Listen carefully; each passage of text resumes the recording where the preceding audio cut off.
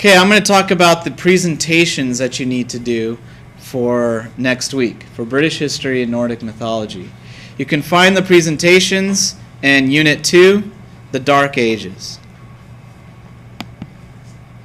The presentations are designed to teach the class certain concepts.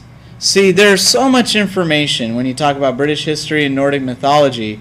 We can't cover it in 2 weeks. So I'm allowing you to decide what you think other people should know about. You're like little explorers. And then you're going to come back and share what you learned. What I don't want is for you to go up in front of the class and read a bunch of articles from Wikipedia. Because any of us can do that. Give us something new. Give us an experience. Teach us something. Your target audience are the students in this class, not Mr. Wood. I want you to take this information that can be filled with lots of big words and complex subjects, and I want you to break it down for everyone. What do teens like? Do they like somebody standing up reading a bunch of big words? Well, no. I might as well be reading a different language. Take what you learned and translate it into teen land. That's what your presentation should be. Okay? Make it fun. Make it exciting. Be creative. Use your talents. Okay, they should be about 3 to 5 minutes in length. And you have about 4 choices. The first thing you can do is use a song.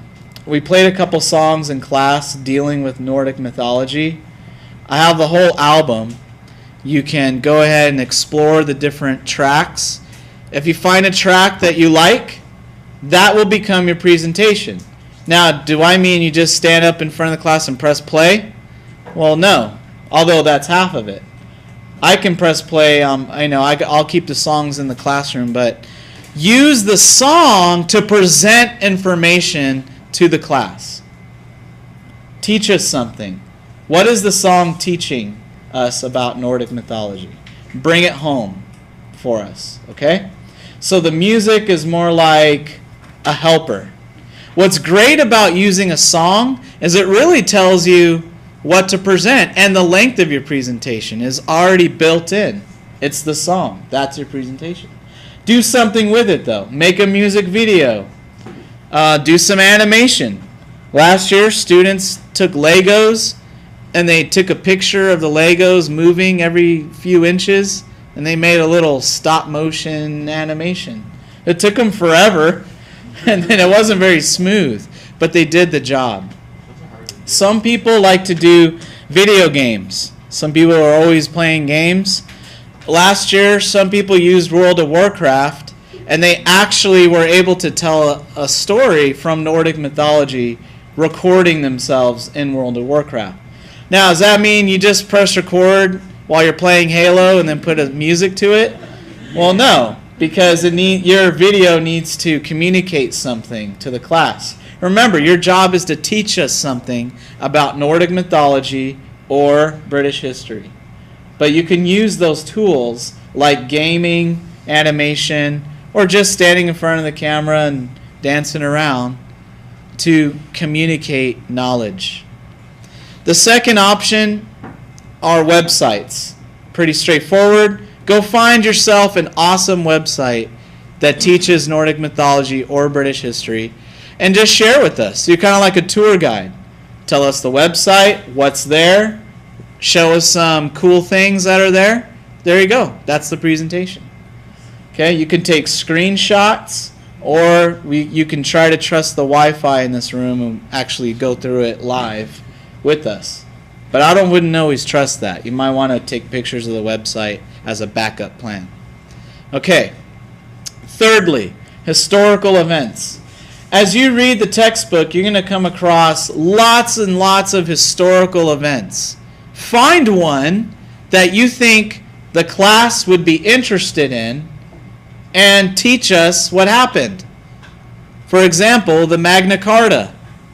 What is that? Well, you might be interested and you might learn about it. Teach us about the Magna Carta. 3 to 5 minute little history lesson. Pretty easy, right? Don't stand up here and read Wikipedia entry on the Magna Carta. You'll be saying a lot of words and things that you have no idea what you're talking about. Your target audience are teens. Remember that.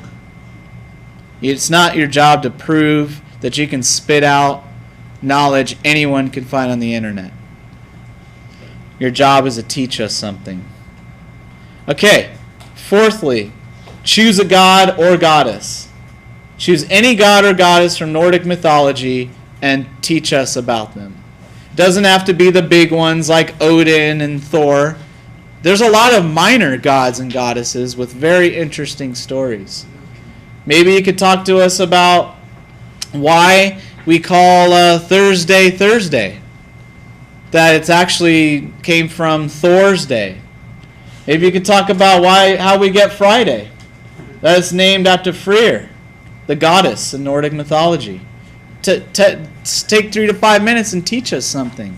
That's what I'm talking about, okay? Now, once you've decided which project you're going to do, you're going to go ahead and look. Here's the rubric. First, I'll be looking at theme. I'll be looking at, that's easy, theme. Today, we're going to talk about the Magna Carta. That was easy. That's 25 points right there. Research. Where did you get your information? I got my information from pantheon.org. Boom, 25 points. Easy points. Just don't forget these things. The last two take a little more work. Craftsmanship and accuracy. I'm not looking for perfect artistic ability. Even if you're editing video and it's a little sloppy, I don't take points off of that. But what I want to see is that you didn't do something walking here from the last period. I can usually tell if a team or group or person put in the work to make it the best they could. And the other thing is you got to be accurate. Spelling counts. Spelling errors will count against you. There are times to misspell, and then there are times not to misspell. On a resume or on a presentation, are times to never ever misspell a word. Check your spellings. And the last category is presentation. Was it engaging? Did you involve the audience? Did you ask us questions? That's okay to do that. We don't have to just watch you talk for 3 minutes. Ask us things. Make a survey if you want. Be involved. Your target audience are teens. What do teens like to do? How do you get them involved in what you're trying to teach them? If you stand up there and read something off of Wikipedia, you probably won't get any points for presentation. Anybody? Oh, I don't know. I'll give you 5 points. That's what I call the golf clap. Yay. I might give you 5 points for getting up here. But if you want the full points, try to engage the audience. Okay, so the last thing I'm going to talk about with these is signing up. So there are 3 spreadsheets, one for each period. Click on, let's say, period 6, for example. You're going to see a spreadsheet. It's got all the projects listed down the side. Find one you like. Maybe you download the song Sleipnir about this 4-legged or 6-legged horse, and maybe you really like that. You can do a presentation on that. So you're just going to put your email in right there. You don't have to put the @Patriot High School. Everyone has that. Simple as that. Now don't put your Yahoo email, okay? Use only Patriot High School emails for this. Now someone might come along and say, hey, I like that song too. I think I'm going to go in there. So Alex Trebek adds his name. So now you got 2 people. Does that mean I'm going to have 2 Sleipnir presentations? No. There'll be 1 presentation on Sleipnir sponsored by Alex and Sean. That's how it works. Okay? Do not delete people's names and put yours. That's unethical. Thank you very much. Looking forward to seeing them.